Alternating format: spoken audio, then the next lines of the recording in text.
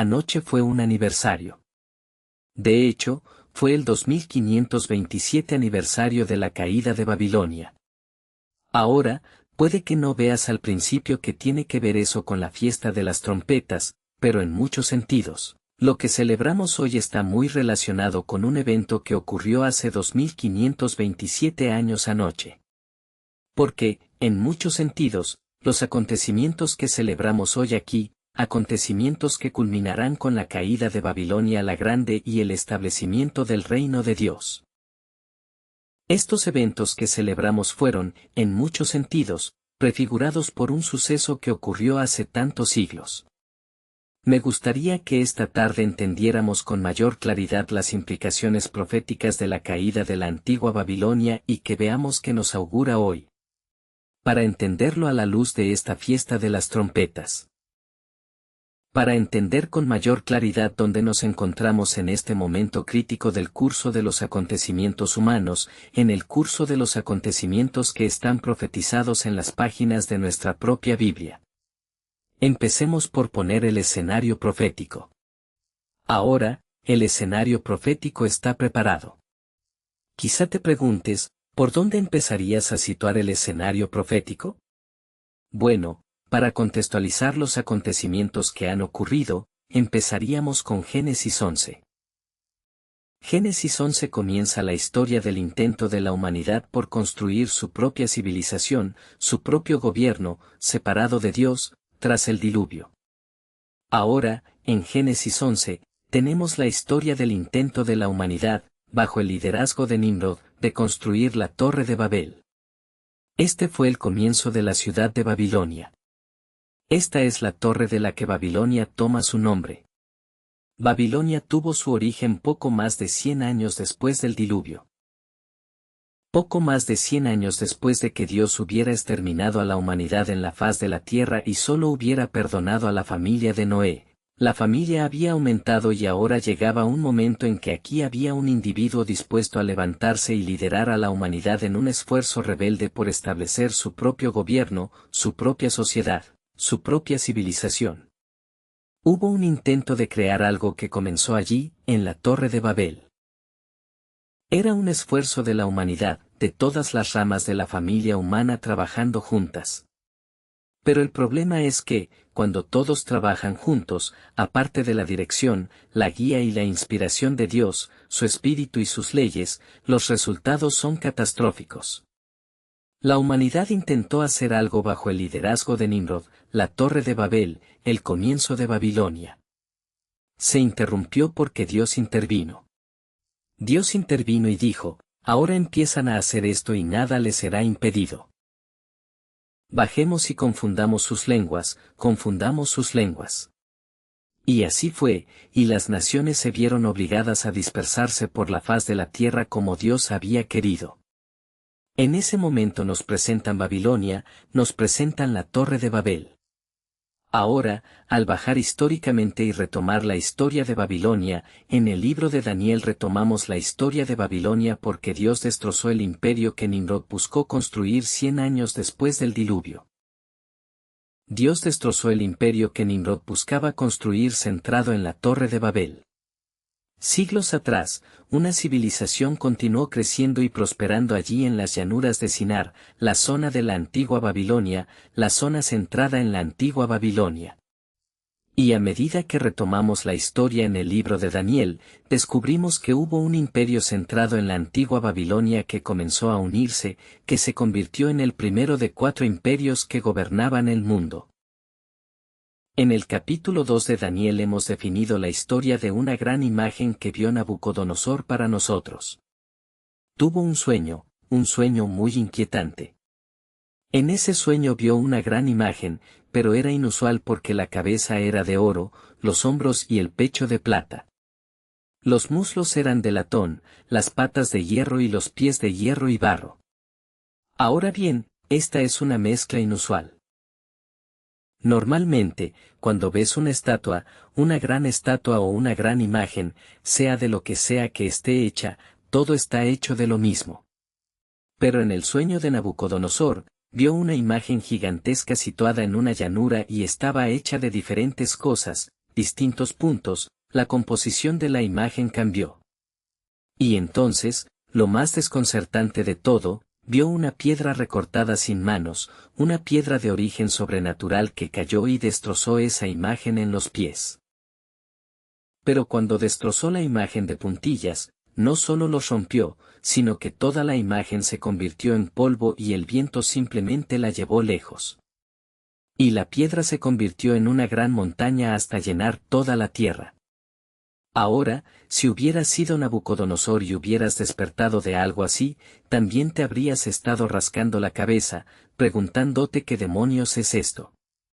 Quizá pensaste que era algo que comiste la noche anterior. Bueno, Nabucodonosor percibió que ese sueño tenía importantes implicaciones y fue en ese momento cuando Daniel llamó la atención de Nabucodonosor. Y Daniel recibió la sabiduría de Dios para revelar a Nabucodonosor el significado de ese sueño. Y Daniel empezó a interpretar el sueño para él y a decirle a Nabucodonosor, en Daniel 2:37, habló con Nabucodonosor y le dijo, tú, rey, eres rey de reyes, eres un gran gobernante, eres un gran emperador, gobiernas sobre muchas naciones. No solo Babilonia, sino un gran imperio de muchas naciones reunidas bajo tu gobierno. Tú, oh rey, eres esta cabeza de oro. Esta cabeza de oro representa el imperio babilónico que tú personificas como su rey. Después de ti, surgirá otro reino, un segundo reino, que simbolizaba la plata. Este fue el imperio de los medos y los persas que sucedió a Babilonia. Y luego dijo que otro tercer reino surgiría después de ellos. Esto, por supuesto, históricamente sabemos que es el imperio greco-macedonio de Alejandro Magno que se tragó a los medos y persas. Y luego el último cuarto reino, fuerte como el hierro, el imperio romano, que tuvo éxito y engulló a todos los que continuaron a través de estas dos piernas hasta el final. Y los 10 dedos en la parte inferior representan lo que existe en el momento en que el Dios del cielo establecerá un reino. En otras palabras, el tiempo justo delante de nosotros. Así que lo que tenemos en Daniel 2 es el esquema de la historia desde la época del antiguo Nabucodonosor, 600 años antes de Cristo, hasta el tiempo inmediatamente anterior a nosotros. Tenemos un resumen de más de 2500 años de historia de este mundo que continúa hasta los años que nos esperan, cuando el Dios del cielo va a intervenir y establecer un reino. Así que nos presentan Babilonia una vez más. Es la fuente de la que surge la civilización de este mundo. Su origen se reunió con Nimrod en la Torre de Babel. Aquí lo vemos personificado con Nabucodonosor y el imperio babilónico. Ahora, mientras avanzamos con el libro de Daniel en el capítulo 4, Nabucodonosor tuvo otro sueño. Y este era un sueño muy inquietante. Dijo en Daniel 4:4, Nabucodonosor dice, yo, Nabucodonosor, descansaba en mi casa y florecía en mi palacio, y vi un sueño que me asustó, y los pensamientos en mi cama y las visiones de mi cabeza me inquietaron. Vio algo que le preocupaba mucho. Ahora, lo que vio, como empieza a explicar en el versículo 10 de Daniel 4:10, fue que vio un gran árbol en medio de la tierra. Y era un árbol muy impresionante. Era alto, tenía muchas ramas, y en las ramas había nidos y debajo de él varios pájaros y animales. Había muchas hojas y mucha fruta. Era un árbol muy abundante, un árbol muy impresionante. Y dice que las bestias tenían sombra debajo, y había nidos dentro, y todas esas cosas. Y entonces vio que un ángel bajaba y decía, corta el árbol. En el versículo 14, Daniel 4:14, corta el árbol, corta las ramas, sacude las hojas, esparce el fruto, pero deja que las bestias se escapen. Sin embargo, no lo arraigues. No lo cortes y desenterres el tocón. Córtala, corta las ramas, espállala, pero deja el tocón y las raíces en la tierra. Y coged una banda de hierro y otra de latón y atad este tocón. Pon una tapa en este tocón para protegerlo, átalo y déjalo ahí. Y le dijeron, en el versículo 16, Daniel 4, 16, 22, que pasarían 7 veces. 7 veces pasarían por encima. Ahora, Nabucodonosor estaba preocupado, preguntándose qué pasaba. Se le dijo en el versículo 22 que ese árbol era simbólico de él y del imperio babilónico. Ahora, Nabucodonosor vivió una experiencia personal muy extraordinaria. Dios le advirtió a través de Daniel sobre lo que esto le auguraba personalmente. Quedó impresionado durante un breve periodo, pero con el paso de los meses y sin pasar nada, volvió a su actitud de antes. Y una noche, cuando menos lo esperaba y estaba allí contemplando la gran Babilonia que existía, todo hinchado de orgullo y vanidad por lo que había logrado, le invadió la infancia.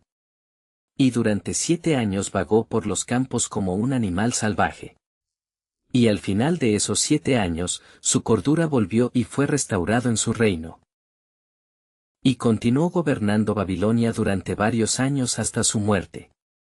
Ahora, Nabucodonosor vivió una experiencia que tenía implicaciones, que significaban no solo para él personalmente, sino para Babilonia y para la civilización que Babilonia simbolizaba. Y vamos a volver a eso en un momento. Nabucodonosor pasó por un evento que le dio una lección. Sus sucesores no aprendieron esa lección. Nabucodonosor era un hombre diferente cuando salió de esta experiencia, pero pasaron varios años. Y cuando llegamos al siguiente capítulo, Daniel 5, que Daniel 5 no está en orden cronológico, si en el orden de los temas. Es poner junto a Daniel 4 el último evento de Belsasar. Belsasar era nieto de Nabucodonosor. Era hijo de Nabonido. Nabonido era el rey o emperador del imperio babilónico. Había asociado a su hijo Belsasar, con él en el trono como cogobernante. En el momento en que Daniel 5 registra estos acontecimientos, Nabonido se encontraba en otra parte del imperio con un ejército. Belsasar estaba sentado en el trono y dominaba Babilonia. Y en Daniel 5, retomamos la historia de un evento que en realidad tuvo lugar en la fiesta de las trompetas en el 539 a.C. La datación de ese evento está atestiguada en muchos documentos históricos. Es una de las ocurrencias más documentadas del mundo antiguo en cuanto a cuándo ocurrió. Tienes que entender que Babilonia era, a todos los efectos, Babilonia parecía la ciudad imposible de conquistar. Las murallas de Babilonia tenían 335 pies de altura. ¿Te das cuenta de lo alto que es? Heródoto, el historiador griego, nos da las dimensiones e información de Babilonia. Eso es tan alto como un edificio de 33 plantas. Tenían 85 pies de ancho. Literalmente había una pista de carreras de carros que rodeaba la cima de las murallas de Babilonia. Había 100 puertas de latón. El río Eufrates fluía por el medio. Babilonia era inexpugnable. Babilonia estaba absolutamente segura de que no había forma de conquistar Babilonia. Ahora, los ejércitos de los medos y los persas estaban sitiando Babilonia. Buscaba sitiar la ciudad. Belsasar pensó tan a la ligera en eso. Lo trató como un asunto tan trivial que tuvo un gran banquete. Tuvo una gran fiesta. Y como solía ocurrir, estas fiestas se convirtieron en una habitual bebedora, como encontramos aquí en Daniel 5, donde Belsasar, el rey, versículo 1 de Daniel 5, 1. Hizo un gran banquete para 1000 de sus señores, y bebió vino ante los 1000. Y Belsasar, mientras probaba el vino, ordenó sacar los vasos de oro y plata que su padre Nabucodonosor había sacado del templo que estaba en Jerusalén. Ahora, ya sabes, estaban allí bien bebiendo de verdad. Y empezó a sentirse bastante bien, y realmente iba a impresionar a todos estos distintos individuos, los distintos gobernantes de alto rango del imperio babilónico, mientras estaban allí sentados riendo y burlándose de este vasto ejército persa que se había reunido para sitiar Babilonia. Qué ridículo es que alguien pueda pensar que la poderosa Babilonia podría caer. Así que después de beber un rato, empezó a sentirse bastante bien, y pensó, ya sabes, sé qué. Vamos a traer los vasos sagrados del templo de Jerusalén aquí y brindaremos de nuevo por eso. Porque nuestros dioses están por encima de todos los demás dioses, los dioses de Babilonia. Bueno, trajeron los recipientes del templo, y empezaron a beber con los recipientes sagrados que Dios había mandado a Salomón hacer para el templo. Y se nos cuenta en el versículo 4 de Daniel 5, 4. Que bebieron vino y alabaron a los dioses del oro, a los dioses de la plata, a los dioses del bronce, a los dioses del hierro, a los dioses de la madera, a los dioses de la piedra. Seguro que brindaron por cada uno de ellos individualmente, ¿sabes? Así que cuando terminaron con todos, puedes creer que ya habían pasado por bastante. Quiero decir, no podías brindarlos todos de una vez. Tendrías que empezar con los dioses del oro e ir bajando poco a poco. Bueno, por esa época, cuando estaban bien lubricados y realmente en proceso de ponerse uno, se pusieron sobrios. Quiero decir, si quieres el récord absoluto de lo rápido que alguien puede despejarse, lee el siguiente verso. Porque estaban sentados allí disfrutando de verdad de la fiesta, y por esas fechas, aparecieron de la nada los dedos de la mano de un hombre. Y se escribió sobre el candelabro sobre el yeso de la pared del palacio del rey. Aquí estaba esta mano que apareció de la nada y empezó a escribir en letras grandes en la pared. Y en el versículo 6, nos cuentan, el semblante del rey fue cambiado y sus pensamientos le inquietaron hasta el punto de aflojar las articulaciones de sus entrañas. Ahora, si lo buscas, verás que es una descripción bastante poética de un accidente que sufrió el rey en esa época. Tuvo un accidente bastante desafortunado. Eso es lo que significa cuando dice que las articulaciones de sus entrañas estaban flojas. Lo digo en serio. Hablas de miedo. No sé si estaba asustado y heterosexual, pero estaba asustado estando sobrio, o al menos tan sobrio como podía estar, tan borracho como estaba. Las articulaciones de sus entrañas estaban aflojadas y sus rodillas humeaban unas contra otras. Así que, de repente, empezó a sentirse ni de lejos tan bien, tan poderoso, tan importante y tan impresionante. Algo había echado un agua, ya sabes, echado agua fría por toda la fiesta. Quiero decir, la fiesta había terminado. La fiesta había terminado. Y el rey gritó, ya sabes, traed a alguien aquí, traed a todos los sabios, decime qué significa esto. Bueno, ninguno lo sabía. Entonces la reina, ella era la reina madre, y le dijo, sabes, en los días de tu abuelo Nabucodonosor, había un hombre, muy estimado por Nabucodonosor, uno de los cautivos judíos, que era el intérprete de los secretos de Dios. Si lo traes aquí, sin duda podrá decirte lo que esto significa. Bueno, Daniel entró, Daniel fue traído y leyó la escritura. Y la escritura era, Mene, Tekel, Uparsin. Ahora bien, esta frase, que leímos y que puede no significar nada para nosotros, era una referencia. Las palabras en sí no eran desconocidas. Es una referencia, una forma del término Mene, Sekel y Peres. Eran de peso. Estas eran unidades de medida. El sekel era una unidad estándar de medida. Fueron 50 minutos por un sekel. El peré era medio de una mina, así que había 25 peres por sekel, y 50 minas por sekel, y 25 peres por sekel. Eso está muy bien, pero si vieras algo escrito en la pared que diga libras, onzas y toneladas, quizás sepas lo que significan las palabras, que son unidades de medida, unidades de peso, pero la palabra unida así no significaría nada para ti. Así era para ellos. Las palabras no eran palabras sin sentido. Eran palabras conocidas en hebreo, arameo, Babilonia. Eran unidades de medida con las que estas personas estaban familiarizadas. Pero no tenía sentido, Solo aparecían esas palabras allí.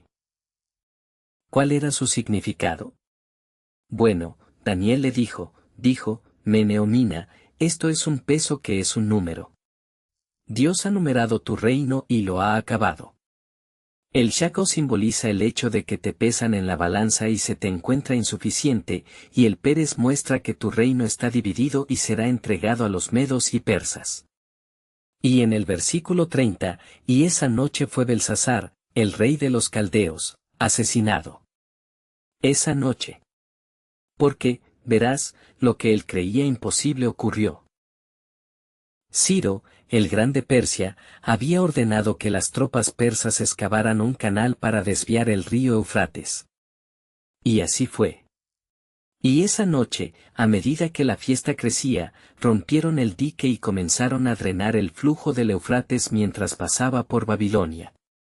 Y la altura del río bajó hasta que finalmente pudieron poner al ejército en el lecho del río, marchar bajo las grandes puertas de hierro de Babilonia y salir al otro lado. Y Babilonia cayó en una sola noche. Una noche. Belsasar fue masacrado. Ahora veamos un poco. Obviamente, Belsasar no había aprendido la lección de que el Altísimo gobierna en los asuntos de los hombres. Esta fue la lección que Dios había inculcado en Nabucodonosor. Y tenemos la historia en el capítulo 4 de Daniel seguida de los eventos del capítulo 5 de Daniel. Hay otros acontecimientos que se relatan en el libro de Daniel que se sitúan cronológicamente entre estos dos eventos. Pero estos capítulos son seguidos porque cuentan una historia continua. Verás, lo que le ocurrió a Nabucodonosor fue simbólico para Babilonia. Nabucodonosor fue cortado. Él simbolizaba, o el árbol lo simbolizaba. En realidad, simbolizaba el imperio babilónico y fue aislado. Fue cortado y estaba bandeado por bandas de hierro y latón. El tocón quedó a la izquierda. Las raíces quedaron enterradas en la tierra. El árbol fue talado. ¿Cuánto tiempo estuvo el árbol dejado solo tocones y raíces en el suelo? Tocón seco y raíces. Decía que debían pasar 7 veces por encima. Ahora bien, ¿qué es un tiempo en un sentido profético? Bueno, fijémonos muy brevemente en cómo la Biblia define sus propios términos. Si queremos volver brevemente a Apocalipsis 11, quiero ilustrar el punto. ¿Cuánto tiempo son 7 veces? Vamos a fijarnos en algunas cosas que se usan como sinónimos aquí en Apocalipsis 11. En Apocalipsis 11, 2, habla de. Vamos a retomar la última parte del verso. Dice, la ciudad santa pisarán 42 meses. Y en el verso 3. Daré poder a mis 2 testigos y profetizarán 1260 días.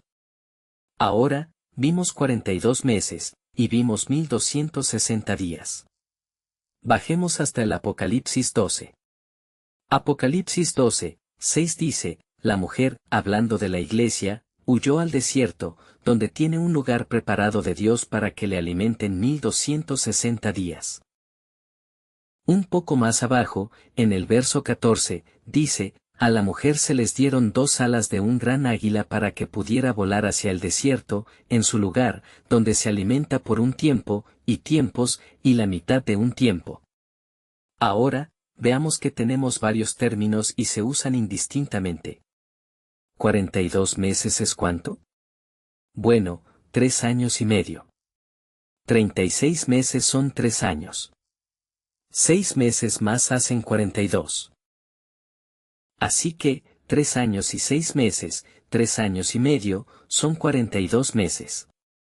Ahora, 1260 días son 42 meses 32. Puedes multiplicarlo si no confías en mis matemáticas, pero, ya sabes, adelante, échame un vistazo. Pero 42 meses de 30 días son 1260 días.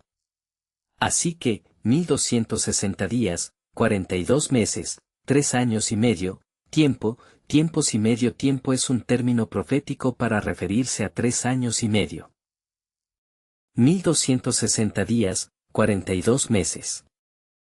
Bien, cuando leemos en Daniel 4 que 7 veces pasarían por encima de este árbol con el tocón restante, bandeado con hierro, las raíces en el suelo, pero el árbol talado y que 7 veces pasarían por encima, 7 veces es el doble que 3,5, ¿verdad? Todos siguen mis cuentas, ¿vale? 7 es el doble. Entonces, si el tiempo si la mitad de un tiempo es 3,5 años, si son 1260 días, entonces 7 veces son ¿cuántos días? Bueno, suma, solo toma 12,60 y doblícalo, y da 25,520. 25,520 días es el equivalente, demostrado aquí mismo, para 7 veces, o 2520 días pasarían sobre él. Ahora, desde un punto de vista profético, Dios utiliza el simbolismo de un día durante un año en lo que respecta a la profecía bíblica. Por ejemplo, en Números 14, 34, Dios le dijo a Israel que, después del número de días en que buscas la tierra, incluso 40 días, cada día durante un año llevarás tus iniquidades durante 40 años. En Ezequiel 4, 6, básicamente la misma afirmación que se hace. En Ezequiel 4, 6, Dios dice, soportarás la iniquidad de la casa de Judá durante 40 días. Te he nombrado cada día durante un año. Así que, en términos de implicaciones proféticas, un día durante un año se utiliza proféticamente. 2520 días, los 7 tiempos proféticos que debían pasar por este tocón. Desde que el árbol fue talado y el tocón fue bandado con hierro y latón, pasaron 7 veces, 2520 días proféticos, o 2520 años, sobre este tocón que estaba bandado con hierro. ¿De acuerdo? Ahora, veamos un poco más allá. Vimos la señal en la pared, el significado de mene, tekel, uparsin. Vamos a profundizar un poco más. Vemos que la importancia es que son números que son pesos que deben dividirse. El significado de la palabra Pérez es dividir, el significado literal. Era un término que significaba división o mitad. Significaba una división. Aquí había números que eran pesos que debían dividirse. Ahora, el sequel era la unidad básica. Y había 50 minas por sequel y 25 Pérez por sequel. Ahora, vamos a sumar aquí. Mina, la primera, esos son 50. Queremos saber cuántos sekels tenemos aquí. Si sumas, tienes 50 minutos y luego otra mina. Así que te quedan 50 más. Esos son 100. Y luego, el sequel, por supuesto, es un sequel. Ese es 1. Y luego tienes 25 Pérez. Así que tienes 50, 1 y 25 o 126. ¿Y eso qué es? Bueno, espera un momento. Volvamos al capítulo 27 de Levítico. Y veamos. Vamos a fijarnos en algo aquí. Levítico 27, 25. Dice, toda vuestra estimación será según el sequel del santuario. 20 giras serán los sequel. Ahora, una unidad más pequeña que el sequel era la gira. El sequel era la unidad básica. La mina valía 50 de ellos y el Pérez valía la mitad de eso. Valía 25. Así que, aquí estaban representados 126 sekels si tomabas estos números que eran pesos. Pero si los divides en la unidad más pequeña, se nos dice en Levítico 27, 25 que las estimaciones deben hacerse según el sequel del santuario. Hay 20 giras por el sequel. Entonces, si tenemos 126 sekels, ¿cuántas giras serían eso? Simplemente multiplicamos tu 126 por 20. Multiplícalo. Podrías echarme un vistazo aquí. Simplemente multiplícalo. ¿Notas algo? ¿Te fijas en lo que te acercas? Llegas a 2520. Ahora, Nabucodonosor había tenido un sueño y las 7 veces proféticas, o los 25.520 días proféticos, 2120 años, debían pasar por encima de este árbol después de que fuera talado, dejando el tocón, bandado con hierro y bronce. Ahora llegamos al momento en que Babilonia iba a caer. Llegamos a la noche de la caída de Babilonia.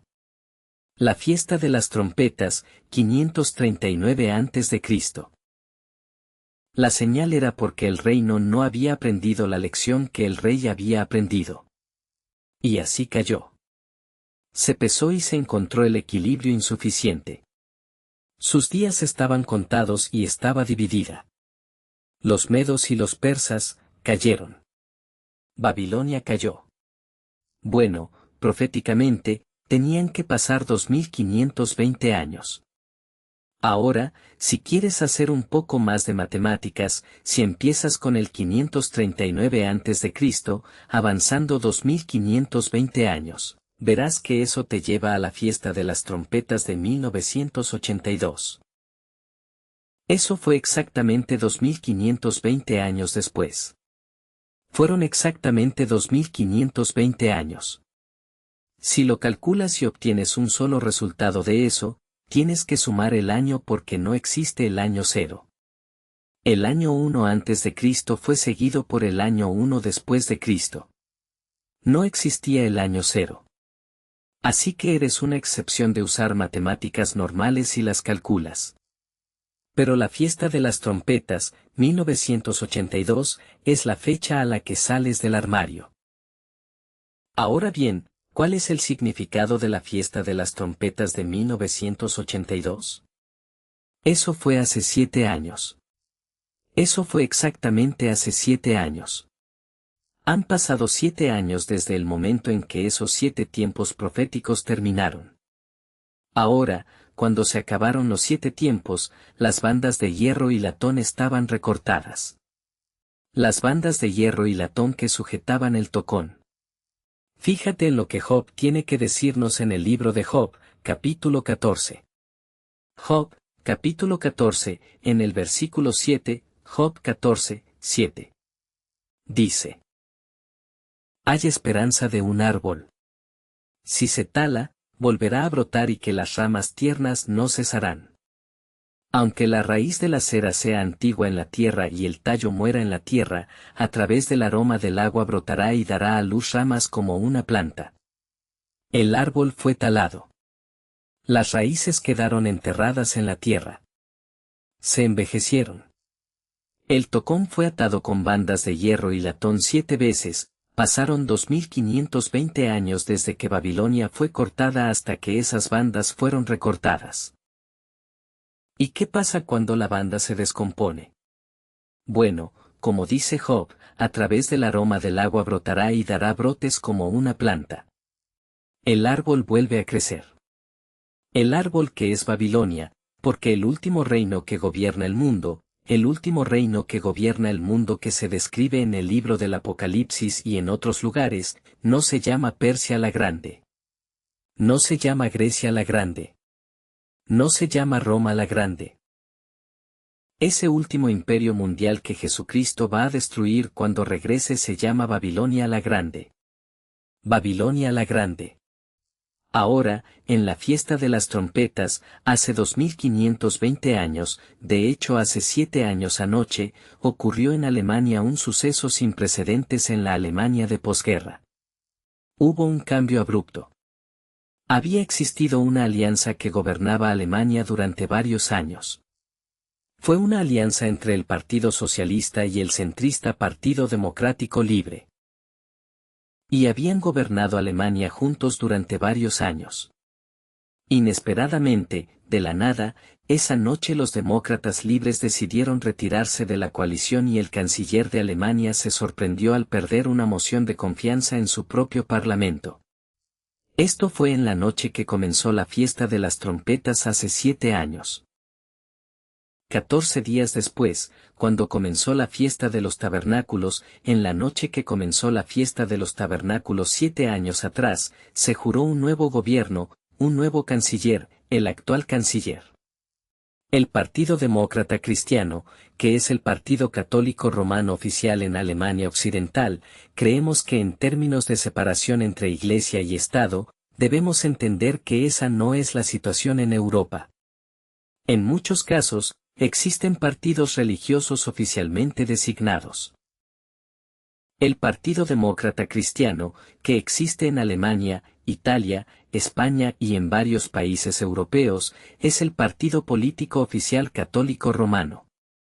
Se estableció como tal tras la Segunda Guerra Mundial. No existe el concepto de división entre Iglesia y Estado allí. En muchos casos, existen relaciones entre Iglesia y Estado. Hubo un cambio gubernamental notable que se produjo de forma muy sorprendente.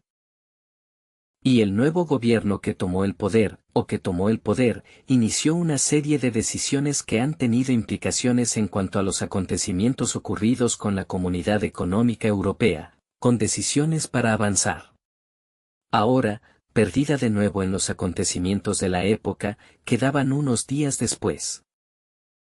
Unos días después, justo después de la fiesta de los tabernáculos en 1982, justo cuando estas bandas habían sido cortadas proféticamente en el tronco, el Papa Juan Pablo viajó a España. Pasó 10 días en España, viajando por España y dando conferencias y dirigiendo reuniones masivas. Y el 10º día de su viaje a España, pronunció un discurso sobre la unidad de Europa. Y en ese discurso hizo una declaración extraordinaria. Y quiero citártela. Dijo: Yo, obispo de Roma y pastor de la Iglesia Universal, os lance, a Europa, un grito. Da vida a tus raíces. Da vida a tus raíces. Ahora, ocurrieron varios acontecimientos notables. Vamos a dar un paso atrás. Estamos 7 años aguas abajo desde la pérdida de las bandas. Demos un paso atrás y veamos y evaluemos brevemente los acontecimientos que han ocurrido en Europa del Este. Ahora, el Papa Juan Pablo II asumió el cargo o fue elegido Papa el último día de la fiesta de los tabernáculos, 1978. Si recuerdas la historia, el Papa Pablo VI murió. Le sucedió un prelado italiano que adoptó el nombre de Juan Pablo I. Este hombre ocupó el cargo poco más de un mes y murió sorprendentemente. Todos se sorprendieron y por eso el Colegio de Cardenales tuvo que volver a la sesión. Y en el último día de la fiesta de los tabernáculos, 1978, por primera vez en 455 años, se eligió un no italiano como papa. El Papa Juan Pablo II. Ahora, unos meses después, el fin de semana de Pentecostés de 1979, hizo un viaje de regreso a Polonia. No solo era un papa no italiano, sino que también era un papa de detrás del telón de acero. Hay que entender que tras la Segunda Guerra Mundial, cuando se plantó la bota rusa sobre las naciones de Europa del Este y se intentó erradicar la religión, hubo un desánimo y una desilusión que se asentó. Hubo intentos de rebelión. Polonia lo intentó. Hungría lo intentó en 1956. Checoslovaquia lo intentó en 1968. Cada vez que llegaban, los tanques rusos ponían fin a esa necedad en cuestión de pocos días.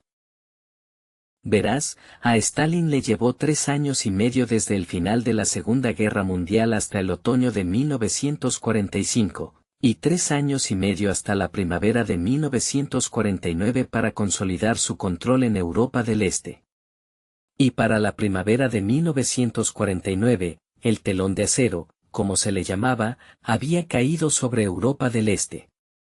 Todas las naciones de Europa del Este en ese momento tenían gobiernos comunistas. Así que hubo un periodo de 3 años y medio desde el final de la Segunda Guerra Mundial hasta que Stalin pudo imponer completamente un gobierno comunista a todas las naciones que estaban al este de la línea donde sus tropas se habían detenido en 1945 tras la derrota del Reich de Hitler. Así que en 1949, el telón de acero cayó sobre Europa del Este. El intento de imponer la dominación rusa, la dominación comunista soviética, de eliminar el impacto de la religión. Se había extendido una desilusión que era inútil resistirse. Dios nos ha abandonado. Esa era la actitud. Hay que entender eso para darse cuenta de lo emocionante que fue para los pueblos detrás del telón de acero cuando se eligió a un papa polaco. Algo extraordinario, algo que nadie esperaba. Pues bien, unos meses después, en el fin de semana de Pentecostés de 1979, regresó a Polonia. Puso en marcha los acontecimientos que, para la fiesta de los tabernáculos de 1980, poco más de un año después, había un gran malestar laboral y el primer sindicato independiente tras el telón de acero en casi 40 años cobró protagonismo. La solidaridad fue reconocida legalmente justo después de la fiesta de los tabernáculos, en 1980. Las cosas siguieron avanzando. Existía la amenaza de una intervención rusa. Existía la amenaza de las tropas soviéticas. Y cuando los acontecimientos comenzaron a desarrollarse en el último gran día de 1982, apenas 3 semanas después de que las bandas en el tronco fueran eliminadas, el gobierno polaco intentó restablecer el régimen comunista completo, Solidaridad fue prohibida y Lech Wałęsa fue encarcelado. 7 años después de ese evento, Polonia tiene un primer ministro no comunista. 7 años. Esos 7 años han visto cómo los acontecimientos han comenzado a desarrollarse y ahora estamos viendo el desmoronamiento de lo que ha existido tras el telón de acero. Ahora, entendamos un poco el mundo de posguerra. Durante muchos siglos en Europa, hubo imperios. El mundo estaba dominado por imperios que gobernaban muchas naciones, muchas lenguas. Esta era la historia común. A partir de los acontecimientos de la Revolución Francesa y el periodo napoleónico a finales del siglo XVIII y principios del XIX, la influencia del nacionalismo comenzó a extenderse. Primero a Europa y al mundo. Al comienzo de la Primera Guerra Mundial, existían 3 grandes imperios multinacionales que gobernaban muchas nacionalidades y grupos lingüísticos diferentes en Europa. El Imperio Otomano gobernó desde Turquía, que dominaba un gran grupo de Oriente Medio, los Balcanes y partes de Europa. El Imperio Austrohúngaro que gobernó gran parte de Europa Central. Y el Imperio Ruso, que gobernó gran parte de Europa Central así como todo el Imperio Ruso hasta Asia. Hubo 3 grandes imperios multinacionales que dominaron los Estados miembros centrales y orientales. Las naciones de Yugoslavia, Checoslovaquia, partes de Rumanía, Austria, Hungría y varias partes que se separaron a otras naciones fueron todas creadas tras la Primera Guerra Mundial a partir del Imperio Austrohúngaro. Lo mismo ocurrió con la desintegración del Imperio Otomano. El Imperio Ruso cambió. Hubo una revolución comunista que derrocó al zar, pero el imperio permaneció mayormente intacto. Algunas naciones fueron liberadas. Polonia fue liberada. Lituania, Letonia y Estonia fueron liberadas. Pero solo permanecieron sueltos muy poco tiempo porque en 1939 Stalin hizo un pacto con Hitler y él volvió a vivir y los aceptó de nuevo. Ahora bien, el nacionalismo que se desató en la época de la Revolución Francesa y el periodo napoleónico comenzó a extenderse por toda Europa y a extenderse a otros lugares durante el siglo XIX. Se estalló en la Primera Guerra Mundial y aún más en la Segunda Guerra Mundial y las secuelas de la Segunda Guerra Mundial. Las llamas del nacionalismo han arrasado por todo el mundo y ahora estamos viendo cómo ese ingrediente del nacionalismo echa raíces dentro del único imperio multinacional que queda en Europa, que era Rusia. Verás, hay muchísimos grupos lingüísticos y constituyentes diferentes que fueron conquistados durante varios cientos de años y que se forjaron en el imperio ruso. Y estas personas nunca se han considerado rusas. Fueron súbditos del Imperio Ruso, primero del zar y luego de los comunistas, pero ahora que las llamas del nacionalismo se han avivado y hemos llegado al final de 40 años, Hemos llegado al final de un periodo de prueba y prueba. 40 se usa en la Biblia, significativo de prueba y prueba, tras el establecimiento del mundo de posguerra. Ahora estamos viendo una desestabilización en Europa del Este. Ahora, sigamos. Vamos a entenderlo. Analizamos Babilonia la Grande. Ahora, vimos la imagen en el capítulo 2 de Daniel. Vimos la cabeza de oro, los hombros de plata, los muslos de latón.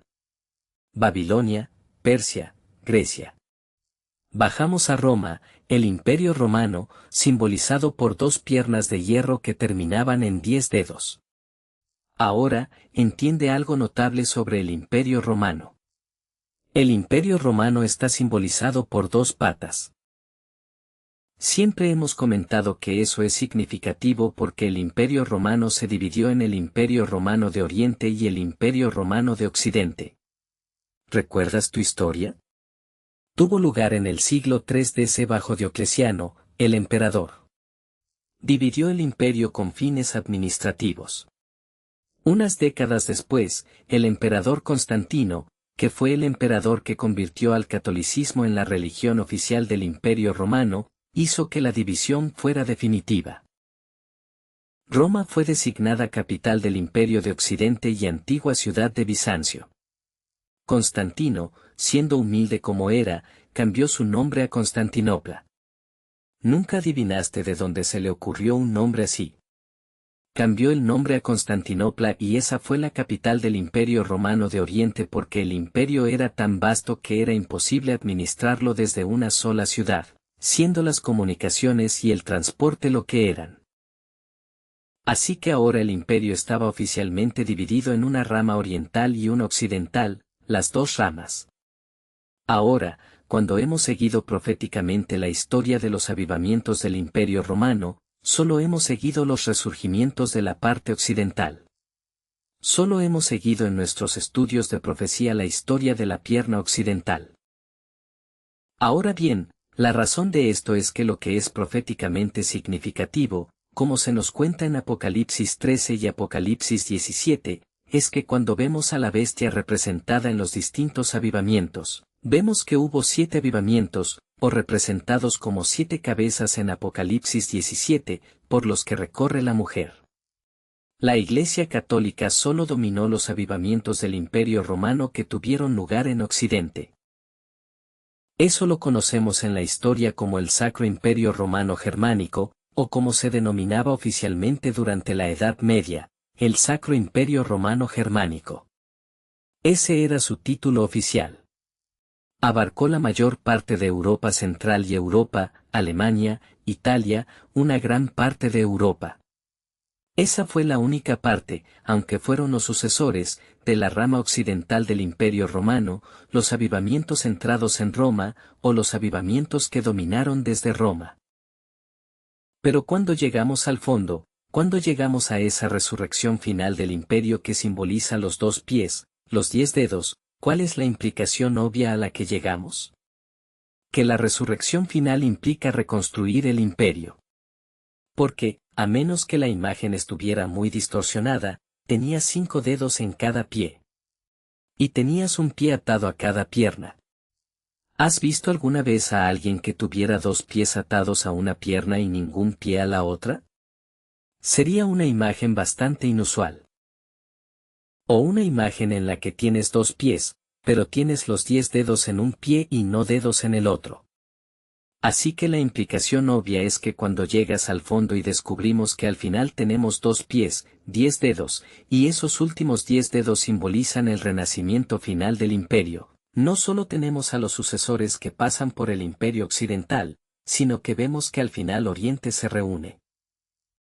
Ahora, lo que muchos no reconocen, es que así como hubo una continuación en el imperio de Occidente, Roma cayó, el Imperio Romano de Occidente llegó a su fin en el año 476 después de Cristo. El Imperio Romano cayó, probablemente una de las fechas importantes tuvo que memorizarse en la historia mundial hace años.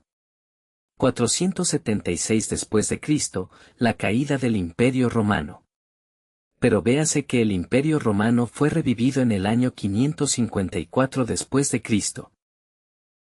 La restauración imperial bajo Justiniano, luego la restauración bajo Carlomagno, después bajo Otón en el siglo IX, y después bajo los Habsburgo en la Baja Edad Media, y finalmente bajo Napoleón cuando colapsó en 1814. 1260 años desde la restauración imperial seguimos a través de estos renacimientos del Sacro Imperio Romano Germánico. El intento de Mussolini de revivirla una vez más, una débil sexta resurrección que culminó en el eje Roma-Berlín que sumergió al mundo en la Segunda Guerra Mundial, y queda una séptima resurrección que aún está por ocurrir. Pero esa séptima resurrección son los 2 pies, los 10 dedos. ¿Qué ocurrió con el Imperio Romano de Oriente mientras todas estas resurrecciones centradas en Roma o dominadas por Roma ocurrían en Occidente? ¿Qué estaba ocurriendo en el este? Pues bien, el Imperio Romano de Oriente, conocido en la historia como el Imperio Bizantino, continuó durante la Edad Media hasta 1453, cuando los turcos conquistaron Bizancio, o Constantinopla. Los turcos la conquistaron y el Imperio Bizantino, el Imperio Romano de Oriente, cayó apenas 40 años antes de que Colón descubriera América. El Imperio Romano de Oriente, bajo el gobierno del emperador Constantino XII, cayó en 1453. Ahora bien, eso no es el final de la historia porque había a varios cientos de millas de distancia un pequeño gran duque poco conocido llamado Iván III. Gobernó un pequeño territorio centrado en torno a una aldea de edificios de madera. Los edificios eran de troncos. No era una ciudad muy impresionante ni un estado muy impresionante. Este pequeño gran ducado, así se llamaba, era el Gran Ducado de Moscovia. Es el nombre del que proviene Moscú. Era un pequeño estado muy pequeño centrado en la zona de Moscú, gobernado por el gran duque Iván III. Iván III ascendió al trono en la década de 1450 y en 1472 se casó. Se casó con Sofía, que era hija del último emperador del Imperio Romano de Oriente, el Imperio Bizantino. Y se casó con ella y, cuando lo hizo, tomó el título de César. Zar. El título que los gobernantes rusos eran conocidos, ya sabes, CZAR. Parece, si lo deletreas en inglés, parece César. Bueno, es la palabra rusa para César. Moscú fue entonces llamada la Tercera Roma porque originalmente veían Roma, por ejemplo, y luego fue transferida a Constantinopla y después a Moscú. Iván inició un proceso de conquista que se extendió y en cuestión de 100 años dio lugar al gran Estado ruso, al Imperio ruso. Él era el comienzo. Se le conoció como Iván el Grande y comenzó la conquista que dio inicio al Imperio ruso. Y se llevó el título. Fue el primer gobernante ruso en tomar el título de César. Se consideraba a sí mismo el sucesor del Imperio Bizantino porque, como verás, hubo una división que tuvo lugar en 1054. Y volviendo atrás, retrocedamos 1000 años. En 1990, el año que viene, celebrarán en Rusia. Gorbachov va a Roma a hacer los arreglos y el Papa luego irá a Moscú en 1990 para celebrar el 1000º aniversario del establecimiento del cristianismo en Rusia. Gorbachov va a ir a Roma a visitar al Papa en cuestión de unas semanas. Y parte de lo que van a organizar es el viaje que el Papa va a hacer a Rusia para conmemorar el 1000º aniversario del establecimiento del cristianismo en Rusia. Verás, el cristianismo se estableció en Rusia en 990. Pocos años después, 64 años después, en 1054, tuvo lugar lo que se llamó el Gran Cisma, que fue la división entre la Iglesia Católica Romana y la Iglesia Ortodoxa Griega. La Iglesia Ortodoxa Griega tenía su sede en Constantinopla y la Iglesia Católica Romana, por supuesto, en Roma. Los rusos eran ortodoxos. Siguieron Constantinopla. Y el zar entonces, cuando el gran duque de Moscú tomó el título de César, se consideraba el protector de la Iglesia ortodoxa. Y así, En Europa, desde el siglo XIX, tenías dos gobernantes con el título de César. Porque, verás, los emperadores del Sacro Imperio Romano Germánico, el término alemán que usaban, no se llamaban emperadores, ese es el término inglés. Su término era Kaiser, que es la ortografía alemana de César. Hubo dos gobernantes en Europa durante cientos y cientos de años, desde la época de Roma hasta principios del siglo XIX. Hubo dos gobernantes en Europa que usaron el título de César y que se consideraban a sí mismos el legítimo heredero del trono de César. Los Kaisers, que gobernaron el Sacro Imperio Romano Germánico de la nación alemana, rastrearon sus reclamaciones del título a través de todas las diversas resurrecciones del Sacro Imperio Romano Germánico hasta Roma. Y los Césares, o zares, que gobernaron en Moscú, que rastreaban su reclamación hasta el Imperio de Oriente a través de Constantinopla. Así que hubo dos ramas del imperio que cayeron. Una era una rama occidental del imperio dominada por alemanes, dominada por germanos y latinos, sucesión del imperio que cayó. Esa era católica, esa es la pierna cuya historia está predicha en la profecía, pero también había una pata oriental, que era la eslava, la sucesora de Constantinopla, la sucesora del imperio romano de Oriente que cayó, que fue personificada por los gobernantes rusos. Así que ahora bajamos, y lo que encontramos está en el centro. Verás, lo que llamamos Europa del Este no es realmente Europa del Este, es Europa Central. Porque Europa llega hasta Rusia, hasta los montes Urales. Y si miras un mapa continental de Europa, las naciones que llamamos Europa del Este, Polonia, Hungría, Checoslovaquia, Yugoslavia, todas esas naciones que llamamos Europa del Este, ese no es el término que usan para ellos mismos. Los alemanes no se refieren a esas naciones como Europa del Este, sino como Mitteleuropa, Europa Central. Europa Occidental es el alemán latino, Europa del Este es el ruso eslavo, y Europa Central está en medio. Y esa es la zona por la que rusos y alemanes han luchado durante cientos de años. La mayoría de las veces, esas naciones ni siquiera han existido en el mapa. Han sido gobernados ya sea por los alemanes o por los rusos. Por eso no fue nada nuevo cuando Hitler y Stalin trazaron una línea en 1939 y todas las naciones de Europa del Este desaparecieron del mapa. Hitler tomó parte de ellos y Stalin parte de ellos. Los alemanes y los rusos llevaban siglos haciendo eso. Solo tienes que rastrearlo. Polonia existía en el mapa. Polonia estuvo en el mapa durante 20 años. Durante 21 años. Polonia estuvo en el mapa desde 1918 hasta 1939. Esa fue la duración de su existencia como país independiente. Porque el zar de Rusia y el gobernante de Alemania la habían dividido entre ellos allá por el siglo XVIII. Y esa era la historia. Así que lo que estamos viendo en Europa del Este es un despliegue. Verás, cuando bajas lógicamente y tienes las dos piernas y llegas a los dos últimos pies y llegas a los 10 dedos, la implicación obvia es que tienes dedos occidentales y orientales. Tienes dedos que salen del reino occidental y dedos que son los restos o que provienen del reino oriental. Ahora, echemos un vistazo muy breve. Veamos el libro de Ezequiel. Hemos preparado el terreno para parte de esto y voy a intentar resumir y concluir muy rápido. En Ezequiel 27 encontramos la descripción de la última gran alianza económica mundial. Fíjate en lo que dice aquí en el versículo 12, Ezequiel 27, 12. Tarsis era tu mercader por la multitud de riquezas de todo tipo.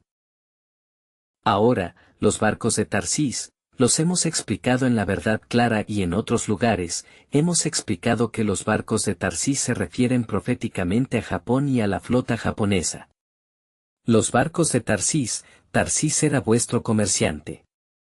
En el versículo 13, Javan, Tubal y Mesach, eran tus comerciantes. Ahora, Mesach y Tubal son referencias muy específicas que se refieren a Rusia. Mesach es el nombre del que deriva Moscú. Tubal, que se refiere a la rama moscovita de los grandes rusos, y Tubal se refiere a la rama sebalt de los grandes rusos, las ramas oriental y occidental del gran pueblo ruso. Hay tres personas llamadas rusos, los llamados los grandes rusos, los rusos blancos y los rusos pequeños. Los pequeños rusos son los ucranianos, los rusos blancos o los rusos de Baleov y los grandes rusos que son la propia Rusia. Y hay dos ramas de Rusia centradas en Moscú y Sebalto. Así que encontramos a Javan, Tubal y Mesach, eran tus mercaderes. En el versículo 14, ellos de la casa de Togarma, que se refiere a las zonas de Siberia y Asia Oriental, comerciaban en tus asuntos. En el versículo 15, los hombres de Dedan eran tus mercaderes. Y bajamos. En el versículo 17, se refiere a la tierra de Israel, donde comerciaban con trigo, miel, aceite y diversas cosas. Habla de las naciones de Oriente Medio. Habla de todas estas cosas diferentes.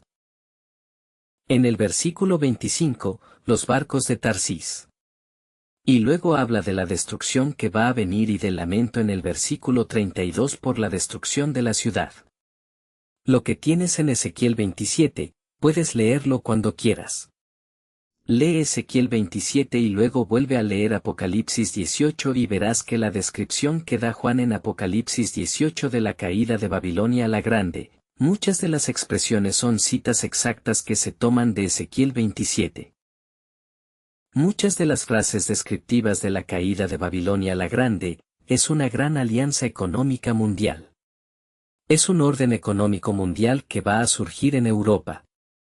Y lo que estamos viendo en Europa del Este es que las bandas han sido recortadas y el árbol empieza a brotar y a brotar y a crecer. Y va a ser un gran árbol para llenar toda la tierra. Y va a incluir todo tipo de personas. Incluirá a las naciones que hemos visto como detrás del telón de acero.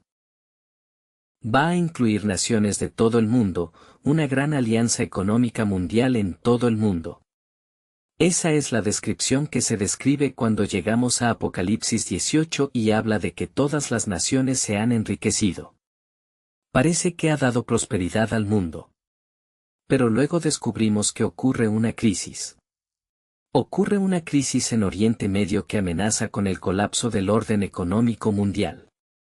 Estados Unidos y Gran Bretaña están implicados en eso. Hay un altar renovado, un altar rededicado que se ha establecido en Israel, un lugar sagrado donde se deben hacer sacrificios. Y hay una crisis precipitada en Oriente Medio que atrae a Estados Unidos y Gran Bretaña y amenaza con el colapso de un orden económico mundial. Y en respuesta a la crisis, encontramos en Apocalipsis 17, 12 que los 10 cuernos que viste son 10 reyes que aún no han recibido reino, pero recibirán poder como reyes una hora con la bestia. Estos tienen una sola mente y van a dar su poder y fuerza a la bestia.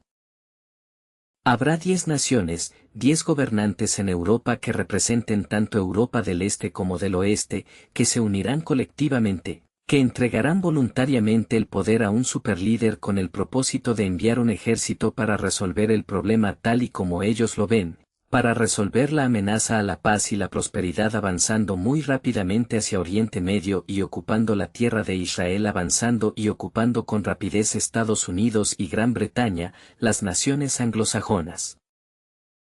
Ahora, el problema con esa combinación de 10 naciones que muy rápidamente se une, que surge de este gran orden económico mundial, estas 10 naciones, estos 10 gobernantes que entregan su poder a la bestia, porque allí, al repasar Apocalipsis 17, Apocalipsis 13, no solo hay implicaciones económicas, hay implicaciones religiosas, hay una unidad mundial que aparece en la superficie, paz, paz, dicen, se unen para poner fin a esta amenaza a la paz tal y como la ven. Pero verás, Daniel nos dice que estas 10 naciones, estos 10 pies, estos 10 dedos, estos 2 pies, están compuestos de hierro y arcilla. Son una mezcla que no se perderá. Es en parte fuerte y en parte quebradizo. No perdurará. Solo dura poco tiempo. Porque, verás, hay una desilusión que viene primero con el líder religioso. Hace que estas naciones se vuelvan contra él y lleva las cosas a una crisis. Esta mañana, en el capítulo 9 de Apocalipsis, hemos referido a lo que realmente describe la ruptura de esta alianza económica mundial. Porque, una vez más, la historia se repite. Napoleón y el zar de Rusia eran aliados.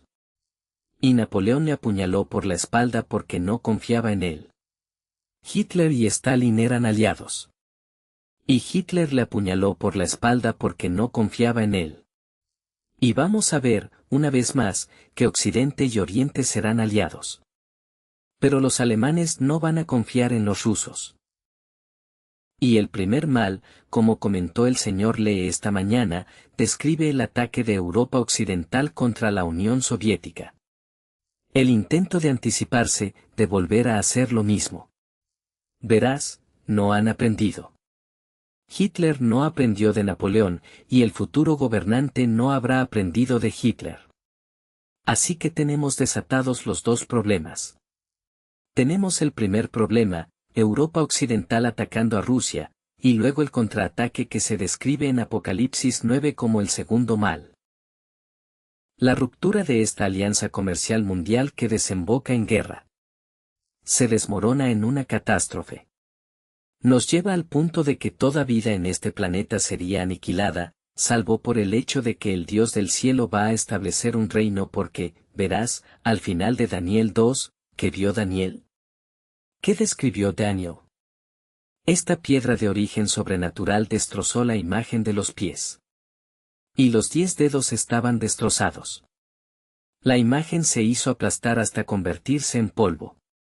Y Daniel dijo: esto simboliza el hecho de que el Dios del cielo va a establecer un reino.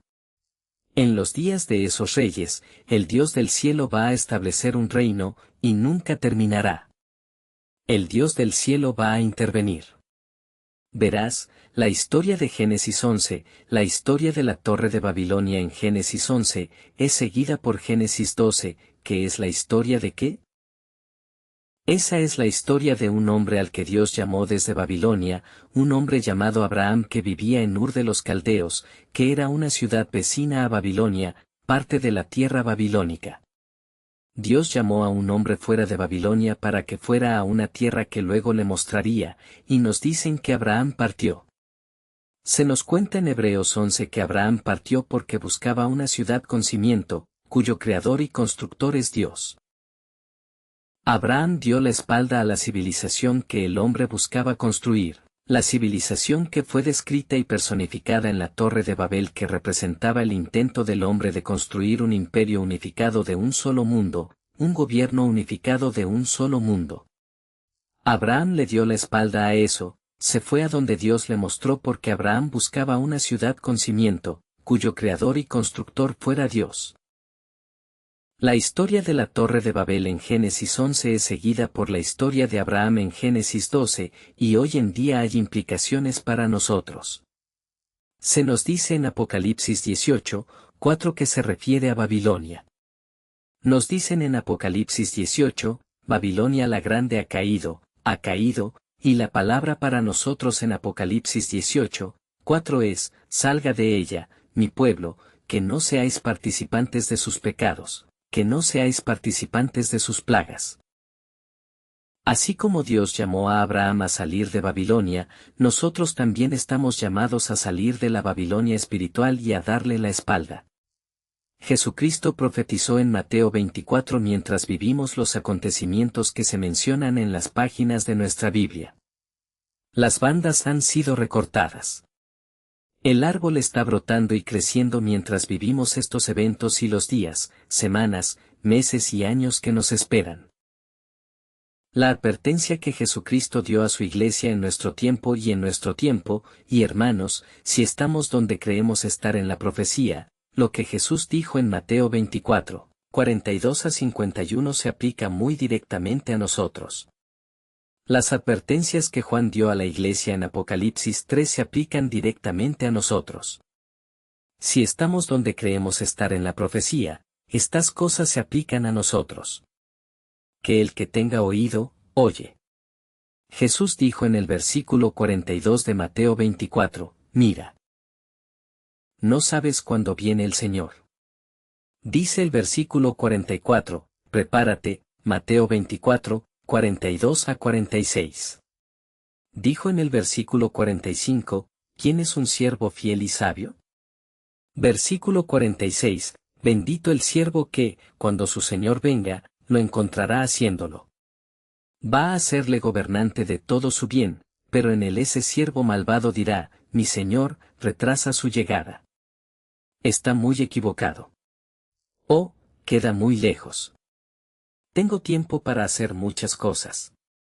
Ese siervo malvado dirá, mi Señor, retrasa su llegada. Y como resultado, pensando que está muy equivocado, comienza a castigar a sus compañeros sirvientes y comienza a comer y beber con los borrachos. Así que encontramos discordia y animosidad dentro del cuerpo. Encontramos un estilo de vida mundano. Encontramos la necesidad de empezar a comer y beber con los borrachos, de empezar a pasar desapercibidos, sentarnos y formar parte de este mundo. Y Jesucristo dijo: el Señor de ese siervo vendrá y en el día en que no le busque, en un tiempo en que no sea consciente, y lo partirá en pedazos. Esa es una advertencia muy importante para nosotros hoy. El apóstol Pablo escribe en Romanos capítulo 13, 11, dice, y que sepan que el tiempo, que es conocer el tiempo, que ya es hora de despertar del sueño. Ahora nuestra salvación es más reciente de lo que creíamos. La noche está puesta, el día está cerca. Por tanto, deshagámonos de las obras de oscuridad y pongámonos la armadura de luz. La noche está puesta, el día está cerca. El apóstol Pablo nos dice más allá en Hebreos 10, 37, olvida un poco y el que venga vendrá y no perecerá. Ahora los justos vivirán mi fe, pero si algún hombre retira mi alma, no tendrá placer en ello. No somos de ellos para que nos recurran a la predicción, sino de ellos para que conduzcan a la salvación del alma. Hermanos, ya es hora de despertar. Las profecías indican que las advertencias de la Iglesia de Dios en el fin de los tiempos serán la tendencia a dormirse.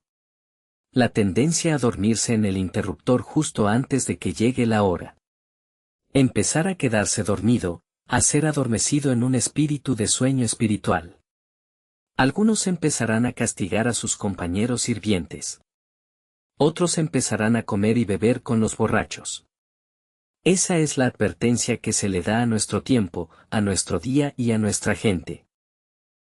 Esa es la advertencia que Jesús dio a sus discípulos. Nos dicen que es hora de despertar. Dios advierte a su pueblo en el fin de los tiempos. Dice, despierta. La noche que ha pasado el día está cerca. Nos advierte en Apocalipsis 18. Dice, salid de ella, mi pueblo, salid de Babilonia. Dejar el mundo atrás. No lo arrastres contigo a la iglesia.